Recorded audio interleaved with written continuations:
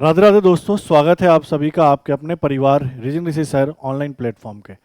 आज की क्लास में हम R S P S I के मॉक नंबर 30 के सॉल्यूशन को देखेंगे। जितने भी मैथ के क्वेश्चन आए थे उन सभी के सॉल्यूशन को आज की क्लास में हम देखने वाले हैं। बढ़ते हैं सेशन की तरफ और देखते हैं पहला क्वेश्चन कौन सा है। तो पहला क्वेश्चन परसेंटेज का है और बिल्कुल बेसिक सा है, आराम से आप कर सकते हो। समझो क्वेश्चन को करना कैसे है। क्वेश्चन क्या कह रहा है, एक आदमी अपनी मासिक वेतन का 74% मकान के किराए पे खर्च करता है। यदि वह हर महीने 385 परिवहन पर, 2725 किराने पर और इस प्रकार शेष उसके पास 621 बचता है, तो उसका मासिक वेतन क्या है, मंथली इनकम क्या है, ये बताना है। अब देखो यहाँ हो क्या रहा है, मुझे एक बात बताओ कि जितना भी मेरा खर्च है और जितना भी मेरा सेविंग है, इन दोनों को मिला दे तो टोटल इनकम आता है। यही तो हम जानते हैं। बोलोगे जी सर, खर्च में बचत को मिलाइए तो इनकम मिलेगा। अब देखो क्वेश्चन में देखो, खर्च की बात करें तो खर्च 74% है, प्लस कितना है खर्च, तो सर 385 का खर्च है, ठीक है सर। प्लस कितना है खर्च, सर 2725 का खर्च है, ठीक है सर। तो ये तो टोटल मेरा खर्च हुआ। साथ साथ में मैं बचत की बात करूं तो क्वेश्चन में कह रहा है कि बचत कितना है सर, 621 है। और ये सब मिलाकर अपने आप में 100% ही तो होंगे। ये जितना भी है खर्च और बचत, इन दोनों को जोड़ोगे तो मिलाकर इनकम बनेगा और परसेंट में टोटल क्या बनेगा, 100। तो बस अब इस क्वेश्चन को सॉल्व कर लो। सर परसेंटेज इस साइड ले गया, 74% को इस साइड ले जाऊंगा तो प्लस है तो माइनस में, और इन सब को जोड़ लो। अब देखो जोड़ोगे कैसे, ये 2725 है, ये 385 है, तो 2700 और 300 3000। 25 में 85 जोड़ोगे 3110, तो आपने क्या कहा, सॉरी 110, तो आपने कहा 3000 और 110 3110, और साथ साथ में कितना 621, तो आपने क्या कह दिया सर 3731। तो ये हो गया इनको जोड़ने पर। और इस साइड मेरे पास वैल्यू बचेगा, 100 में से 74 घटा दिया तो कितना परसेंट, 26%। क्लियर है। प्लस का 74 था, इधर माइनस का 74 होगा तो 100 माइनस 74 26%। मुझसे कह रहा है कि उसकी मासिक वेतन, तो मासिक वेतन तो 100% ही होगी, मतलब 100% का वैल्यू निकालना है। कैसे निकालोगे, तो सर 3731 बटा कितना होगा 26, और गुना किसका कर दोगे, 100 का। इनको कैलकुलेट कर लो, इनकम आ गया अपना। चलिए कैलकुलेट करते हैं। 13 से 2 बार, 13 दूना कितना 26, तो बचेगा कितना सर 11, और ये 3 113। 13 का पहाड़ा पढ़ लो 8 बार, तो आपने कहा सर 13 8 104, कितना 9 और 1, फिर 13 7 91। 2 से मैंने इसको काट दिया सर, यह वैल्यू कितनी बार, 50 बार, तो 50 में मैं 287 का गुना करूं, सर 0 होगा, ये 35 होगा, या 8 पंचे 40 और 3 43, और 10 और 4 14। तो आपने कहा कि सर 100% का वैल्यू कितना आया, 14,350, और यही मेरा मंथली इनकम होगा। सही उत्तर इस क्वेश्चन का क्या होगा, ऑप्शन नंबर बी, 14,350। बस बेसिक तरीके से आपको सोचना था, क्वेश्चन आपका क्या हो जाता, सॉल्व हो जाता। अगले को देखो, क्वेश्चन नंबर दूसरा। अब ये सही का क्वेश्चन है। क्वेश्चन में क्या कह रहा है कि निश्चित राशि 12.5 वर्षों के लिए 8% साधारण ब्याज पर दिया निवेश किया गया, और कह रहा निवेश राशि 3/4 के बराबर ब्याज है। मतलब जो भी मूलधन है ना, निवेशित राशि के 3/4, मतलब जो भी मूलधन है इसका 3/4 क्या है सर, ब्याज है, ये कहना चाह रहा है। तो यहां से मुझे पता चल दिया कि मूलधन और ब्याज का रेशियो कितना है, 3/4 है। साथ साथ में मुझे टाइम क्वेश्चन में दे ही रखा है कितना, 12.5 वर्ष, और रेट निकालना है। कैसे निकालते हो सर, ब्याज में सर 100 का गुना करेंगे, बटा क्या करेंगे, मूलधन गुना क्या, समय। ब्याज मेरे पास कितना है 4, गुना किसका किया, 100 का। मूलधन कितना है 3, और समय कितना है 12.5 वर्ष। इनको कैलकुलेट कर लो, काम बन जाएगा। मुझे बताओ अगर ये दशमलव हटा दूं तो यहाँ 100, सॉरी एक जीरो बैठेगा, 100 पे एक जीरो बैठते ही 1000 हो गया, और 125 से सर यह कितनी बार में कटेगा, 8 बार में। क्लियर है। इनको जब मैं सॉल्व करूंगा तो सर ये वैल्यू बनेगा 8 चौका 32 बटा कितना, 3%। क्लियर है। 8 चौका 32 बता 3%। अच्छा यहाँ पे हमने मिस्टेक कर दिया, इनको थोड़ा सा सही कर लो, इनको थोड़ा सा सही करो। सही क्या करना है कि यहाँ से आपसे कह रहा है कि निवेशित राशि के 3/4 के बराबर ब्याज प्राप्त होता है। इंग्लिश में क्या है, get interest equal to 3/4 of sum, मतलब ऐसा ही है 3/4 मूलधन। तो यहाँ से आपके पास ऐसा ही और मूलधन का रेशियो 3/4 है। अब ये वैल्यू पुट करोगे, देखो एसआई मेरे पास कितना है सर 3 है, गुना किसका लिया 100 का। मूलधन मेरे पास कितना है सर 4 है, क्या लिया 4। और समय कितना है सर 12.5, तो 12.5। दशमलव हटाओगे यहाँ 0 बैठेगा, 125 से यह कितनी बार 8 बार, और 4 से यह कितनी बार 2 बार, तो मेरे पास वैल्यू कितना आया 3 दूनी 6%। 6% ऑप्शन नंबर बी इस क्वेश्चन का क्या होगा, बिल्कुल ही करेक्ट उत्तर। ठीक है, 6% इस क्वेश्चन का क्या है, बिल्कुल ही करेक्ट उत्तर। अगले को देखो। आगे बढ़ने से पहले कोई भी बच्चा पीएसआई आरएस की तैयारी कर रहा है तो कंप्लीट पीएसआई रीजनिंग की बात करें तो आप ये कोर्स मात्र 1000 रुपये में परचेज कर सकते हो, और आरएस प्री की बात करें तो कंप्लीट रीजनिंग इसमें आपको 1100 रुपये में आप परचेज कर सकते हो। ये अपने कोर्स के फीचर्स होंगे। साथ साथ में ये कोर्स आप कहाँ से परचेज करोगे, तो रीजनिंग रिसीज सर एप्लीकेशन है, लिंक डिस्क्रिप्शन में भी है, या फिर आप गूगल प्ले स्टोर से डाउनलोड करके कोर्स को परचेज कर सकते हैं। चलिए अगले क्वेश्चन को देखिए। क्वेश्चन नंबर कौन सा है, 3rd, चक्रवृद्धि ब्याज का ये क्वेश्चन है। क्वेश्चन क्या कह रहा है, यदि ब्याज अर्धवार्षिक रूप से संयोजित होता है तो 8000 पर एक वर्ष के लिए 20% प्रति वर्ष की दर से चक्रवृद्धि ब्याज ज्ञात करें। सबसे पहली बात बताओ, एक वर्ष का ब्याज निकालना है, ये तो हमने पढ़ लिया। और कह क्या रहा है कि सर अर्धवार्षिक, अर्धवार्षिक का मतलब 6-6 महीने पर, तो ब्याज कितनी बार में कैलकुलेट होगा, 2 बार में। और जब भी ब्याज को 2 बार में कैलकुलेट करना होता है तो उसका गोल्डन रेशियो आपको क्लास में क्या पढ़ाया है, 2:1। जब भी सीआई को 2 बार में कैलकुलेट करना होता है तो रेशियो क्या पढ़ना होता है, 2:1। ठीक है। अब एक बात और बताओ, सर दर तो 20% एक साल का है, तो मैं कहूंगा 6 महीने का क्या होगा, 10%। हाफ ईयरली कितना होगा, सर एक साल का अगर 20% है तो 6 महीने का कितना, 20 का आधा 10%। तो रेट तो चलेगा 10%, ब्याज का कैलकुलेशन 2 बार में, और मूलधन कितना है 8000 का। तो हमें क्या करना है, 8000 का 10% निकालना है। 8000 का 10% कितना, 800, और फिर 800 का 10% निकालना है जो कि कितना, 80। 2 बार ही 10% क्यों निकाला, क्योंकि ब्याज का कैलकुलेशन 2 बार में था। अब कुछ नहीं करना, पहला वैल्यू को पहले से गुना कर दो, 2 गुना 800। रेशियो के लिए प्लस लिखो, दूसरे वैल्यू को दूसरे से गुना कर दो, 1 गुना 80। इनको सॉल्व कर दो, सर ये 1600 और ये कितना 80, और इनको जब हम जोड़ेंगे तो वैल्यू बनेगा 1680। 1680 ऑप्शन नंबर 20 क्वेश्चन का क्या है अपना, बिल्कुल ही करेक्ट उत्तर। ठीक है, चलो अगले को देखो, क्वेश्चन नंबर 4। अब इसमें क्या कह रहा है कि नई माध्यिका और पिछली माध्यिका का आपको क्या बताना है, अंतर बताना है। अब नई माध्यिका पिछली माध्यिका का अंतर का मतलब, क्वेश्चन में कह रहा है कि आंकड़ा आपको ये दिया गया है यहां से यहां तक, ठीक है, सॉरी यहां तक, यहां तक। इसमें कह रहा है कि 92 में 88 के स्थान पर आपको क्या ले लेना है, 93, और 41 के स्थान पर आपको क्या लेना है, 47। तो पुरानी और नई माध्यिका का अंतर क्या होगा, तो पहले तो इस आंकड़े का माध्यिका निकालोगे, फिर उसके बाद जहां 88 है, जैसे ये 88 है, 88 की जगह 93 लोगे, और जहां 41 है, 41 की जगह 47 लोगे, तो एक नया माध्यिका आएगा, और दोनों के बीच का आपको क्या बताना है, अंतर। तो सर सबसे पहले अगर इस वाले आंकड़े का माध्यिका निकालना है तो इसको असेंडिंग ऑर्डर में लिखना पड़ेगा, बढ़ते हुए क्रम में लिखना पड़ेगा। शुरुआत करेंगे सबसे छोटे वैल्यू से, कितना 35। 35 के बाद आपको क्या दिख रहा है सर, 41। 41 के बाद क्या दिख रहा है सर, 46। ठीक है, 46 के बाद क्या है सर, 48। 48 के बाद क्या है सर, 55। 55 के बाद क्या है सर, 56। बढ़ते हुए क्रम में लिख रहे हैं। 56 के बाद क्या है सर, 63। 63 के बाद क्या है सर, 76। 76 के बाद क्या है सर, 88। और 88 के बाद क्या है सर, 90। 90 के बाद क्या है सर, 92।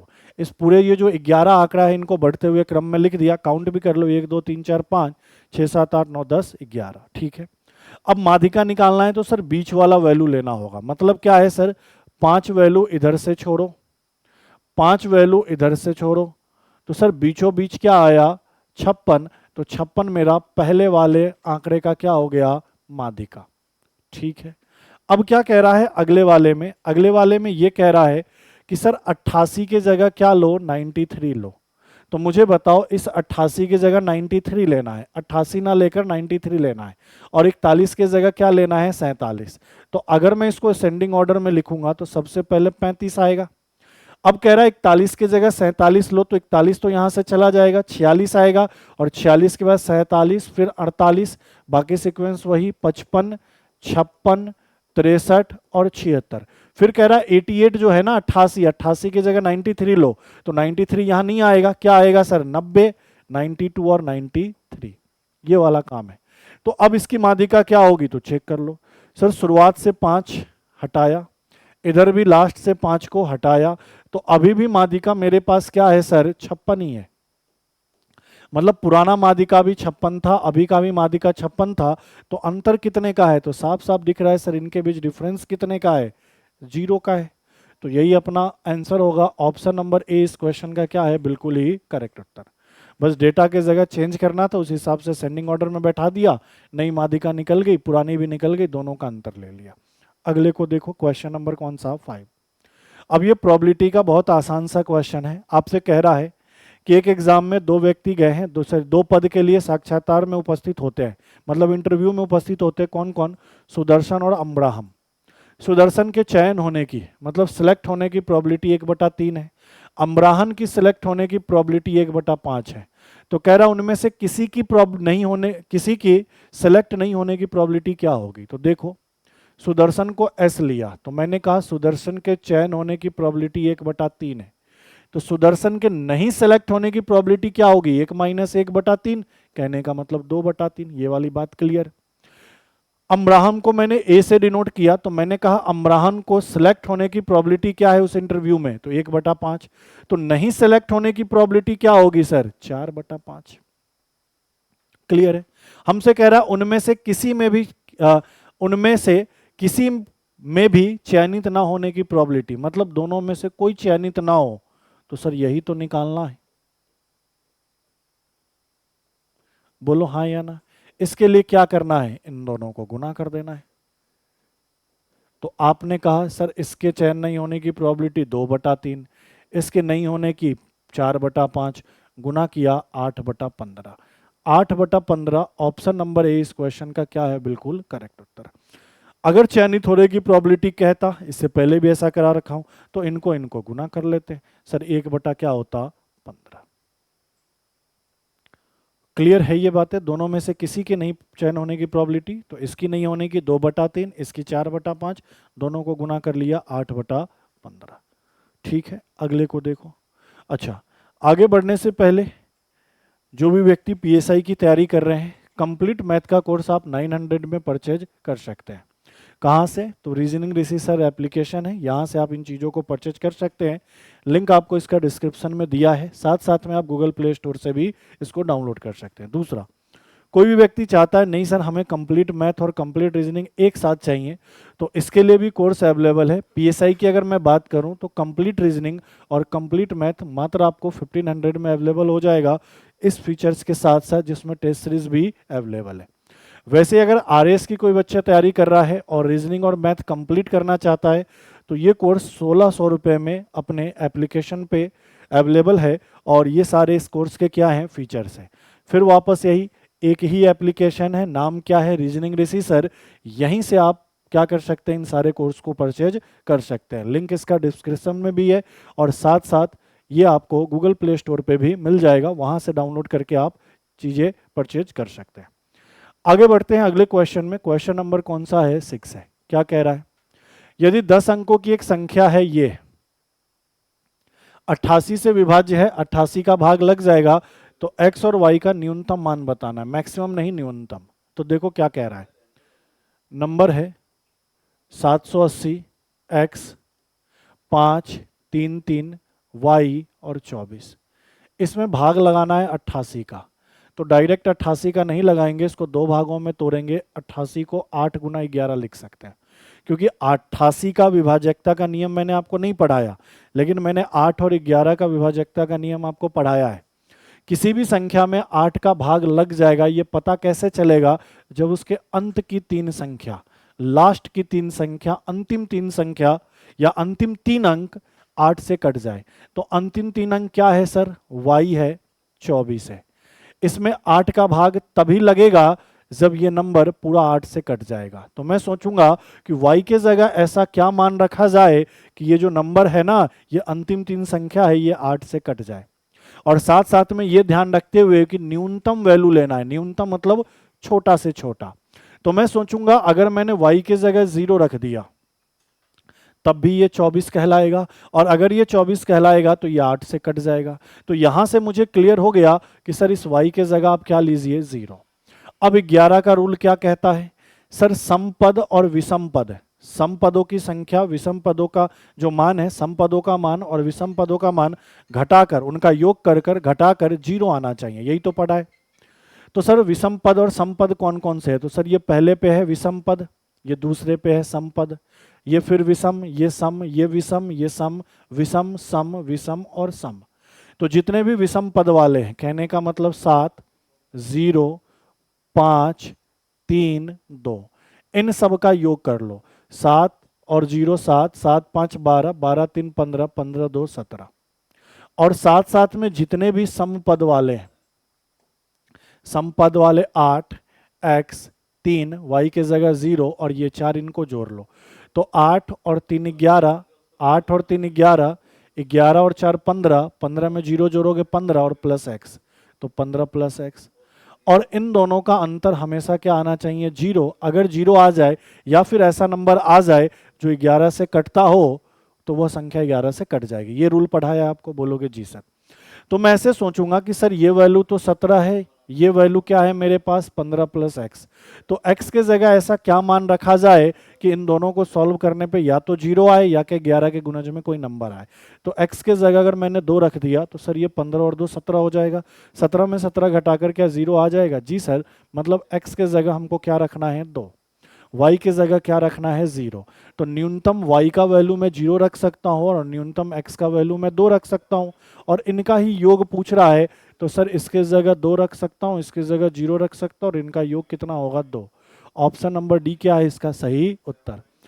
तो डिविजिबिलिटी का रूल आपको पता है, विभाज्यता का नियम आपको पता है, तो क्वेश्चन आसानी से सॉल्व हो जाएगा। ठीक है, अगले को देखो, क्वेश्चन नंबर 7।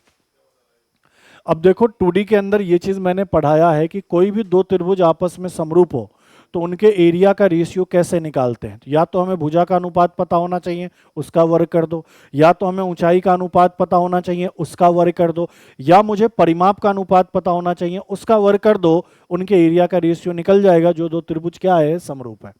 तो देखो क्वेश्चन कह रहा है कि दो समरूप त्रिभुज है जिनका औसत क्षेत्रफल, औसत मतलब समझ गए ना कि दोनों को जोड़कर आधा किया जाए तो 706.5 वर्ग मीटर है। उनके परिमाप का अनुपात दिया है 6:11। तो दोनों त्रिभुज के क्षेत्रफल का अंतर का 20% क्या होगा? दोनों त्रिभुज के क्षेत्रफल का अंतर लो और उसका 20% निकालकर आप बताओ। तो सबसे पहले मुझे बताओ पहले वाले त्रिभुज का क्षेत्रफल दूसरे वाले त्रिभुज के क्षेत्रफल का मान क्या होगा? तो आप कहोगे सर अगर दोनों का परिमाप पता है उसके वर्ग के, यही तो पढ़ाया है। दो समरूप त्रिभुज के क्षेत्रफल का अनुपात उनके परिमाप के अनुपात के वर्ग, उनके परिमाप के अनुपात के वर्ग के बराबर, या उनके भुजा के अनुपात के वर्ग के बराबर, या फिर उनके ऊंचाई के अनुपात के वर्ग के बराबर। चूंकि परिमाप दिया था तो परिमाप से सॉल्व करेंगे। सर इसका परिमाप कितना? 6, इसका परिमाप कितना? 11, इसका वर्ग कर दो। तो आपने कहा सर ये 36 और यह कितना? 121। मतलब पहले वाले त्रिभुज का एरिया 36 के अनुपात में, दूसरे वाले त्रिभुज का एरिया 121 के अनुपात में। अब कह रहा है इनका एवरेज है ये। इनका एवरेज का मतलब क्या? इन दोनों को जोड़कर आधा। तो सर इनका एवरेज क्या होगा? सर तो इनका एवरेज होगा, इन दोनों को जोड़ेंगे, इसमें इसको जोड़ोगे 157 और उसका आधा करोगे तभी तो एवरेज निकलेगा। सर पहले वाले का एरिया ये, दूसरे वाले का एरिया ये, इनका औसत निकालना है तो जोड़कर आधा कर दो। और इसी का मान क्वेश्चन में कितना दिया है सर? 706.5। अब इनको सॉल्व कर लो। तो यहां से अगर मैं एक का मान निकालूं तो आप यही तो कहोगे 706.5 में 2 का गुना और बटा क्या? 157। अगर इनको सॉल्व करें तो बताओ 706 का 2 गुना, तो 700 का 2 गुना 1400, 6 का 2 गुना 12, तो आपने कहा 1412 और 0.5 का 2 गुना 1, तो 1413 बटा कितना 157। ये एक का वैल्यू आया, कहने का मतलब रेशियो का वैल्यू आया। हमसे क्या कह रहा है, दोनों त्रिभुज के क्षेत्रफल का अंतर।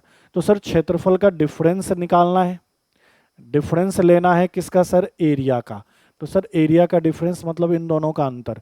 121 में से 36 घटाओ, तो 11 में से 6 घटाओगे सर कितना 5, और 11 में से 3 घटाओगे 8, तो क्षेत्रफल का अंतर 85 हुआ। एक का मान कितना है सर, एक का मान है सर 1413 बटा 157। बोलो हाँ या ना। तो सर इनके क्षेत्रफल का अंतर यही होगा 85 गुना रेशियो का मान। अब कह रहा है इसका भी 20%, तो सर 20% का मतलब आप सब जानते हैं 1/5, मतलब इसका 1/5। इनको सॉल्व कर दो, आंसर निकल कर आ जाएगा। अब चलो सॉल्व अगर मैं करता हूं तो 5 से काट दो, 5 से कितनी बार, तो सर ये 17 बार, 17 पंचे कितना होता है 85। अब मुझे बताओ सर ये 157 से डायरेक्ट डायरेक्ट कट जाएगा, कैसे मैंने सोचा, ये 3 अंकों की, ये 4 अंकों की, यहाँ इकाई 7 है, यहाँ इकाई 3 है, तो 7 का पहाड़ा कितनी बार पढ़े कि इकाई में 3 आ जाए, तो 7 नमा 63, 9 बार। तो सर ये 9 गुना लग रहा है, तो 9 का गुना कर दिया, मतलब ये इससे 9 बार में कट गया। 17 गुना 9 आप सबको पता है कितना होता है सर 153। तो इनके जो क्षेत्रफल का अंतर होगा वह कितना होगा, ऑप्शन नंबर सी 153। आप चाहते तो यहीं से काट लेते, ये साफ साफ कितनी बार कट रहा है सर, 9 बार कट रहा है। तो रेशियो का मान डायरेक्ट हमें पता चल जाता कितना सर 9। ठीक है, फिर 85 गुना 9 और उसका 1/5 करते तब भी 153 ही वैल्यू आता। तो सही उत्तर क्या होगा इस क्वेश्चन का, 153। और ये वाली चीज अगर आपको पता नहीं है तो नहीं कर पाओगे, कोर्स में सब कुछ आपको करवाया है। आगे देखो क्वेश्चन नंबर 8, कह रहा 3 संख्याओं का अनुपात दिया है, प्रत्येक में 5 जोड़ने पर रेशियो अब हो जाता है ये, तो आपको बताना है सबसे छोटी संख्या। कह रहा 3 संख्या का रेशियो पहले 1 2 3 है, अब सब में 5 जोड़ दो तो रेशियो 2 3 4 होता है। सर सब में 5 जोड़ना मतलब सब में सेम ही नंबर बढ़ाना, तो सर सब में रेशियो में भी सेम अंतर आना चाहिए। तो बताओ यहाँ कितने की वृद्धि, 1 की, सर यहाँ कितने की वृद्धि, 1 की, और यहाँ कितने की वृद्धि, 1 की, सब जगह 1 1 की वृद्धि है ना। तो ठीक है, नहीं होता ना सब जगह 1 1 की वृद्धि, तो बनाना पड़ता। कैसे बनाते ये सिखा चुका हूं। तो आपने कहा कि सब में 1 की वृद्धि, और क्वेश्चन के अकॉर्डिंग सब में कितने की वृद्धि, 5 की, तो कितना गुना सर, 5 गुना, रेशियो का मान 5। हमसे बोला सबसे छोटी संख्या, नहीं कहा वर्तमान में, सिंपल कहा छोटी संख्या, तो सर पहले वाला देखेंगे। पहले सबसे छोटी संख्या क्या थी, 1, तो सर इसी का वैल्यू पूछ रहा है, छोटी संख्या 1 और रेशियो का मान 5, 1 गुना 5 5। ऑप्शन नंबर ए इस क्वेश्चन का क्या है, बिल्कुल ही करेक्ट उत्तर। बड़ी संख्या पूछता तो 3 से गुना कर देते, बीच वाली पूछता तो 2 से गुना करते, और कुल संख्या पूछता तो इन तीनों को जोड़कर 6 से गुना कर, 5 से गुना कर देते। क्लियर है, चलिए आगे बढ़ते हैं अगले क्वेश्चन में। क्वेश्चन नंबर 9 क्या कह रहा है, ए ने 45,000 के साथ एक व्यवसाय शुरू किया, बाद में बी ने 30,000 के साथ ज्वाइन किया। यदि वर्ष के अंत में दोनों के लाभ का रेशियो दिया है तो आपको बताना है क्या बी कब तक व्यवसाय में शामिल हुआ। अब देखो एक बात बताओ, आपको बता रखा है ना कि प्रॉफिट कैसे निकलता है, पूंजी में समय का गुना करके, ये पता है हमें, ठीक है। तो मुझे बताओ ए की पूंजी कितनी है, 45,000, और कितने समय के लिए बिजनेस में है, तो 1 वर्ष का मतलब सर 12 महीने। बी की पूंजी कितनी है सर, 30,000, और कितने समय के लिए ये तो हमें पता ही नहीं है, और इनके लाभ का रेशियो 2 और 1 दिया, क्योंकि ये लाभ ही तो निकला ए का, ये बी का लाभ और इसका रेशियो 2 और 1। इनको सॉल्व कर लो तो पता चल जाएगा।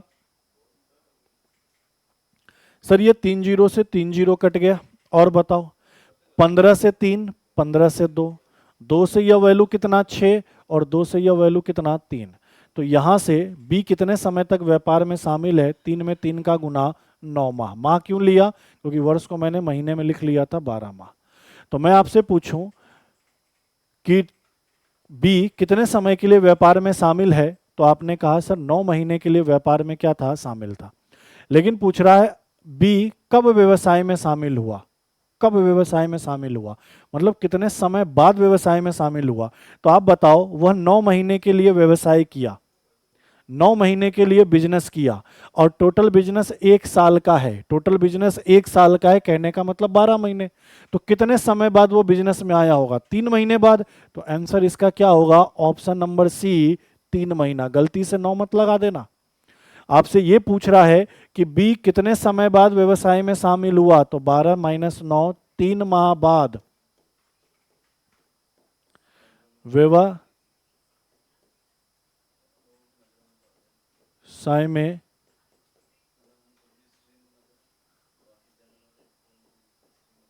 शामिल हुआ। क्लियर है ये बातें?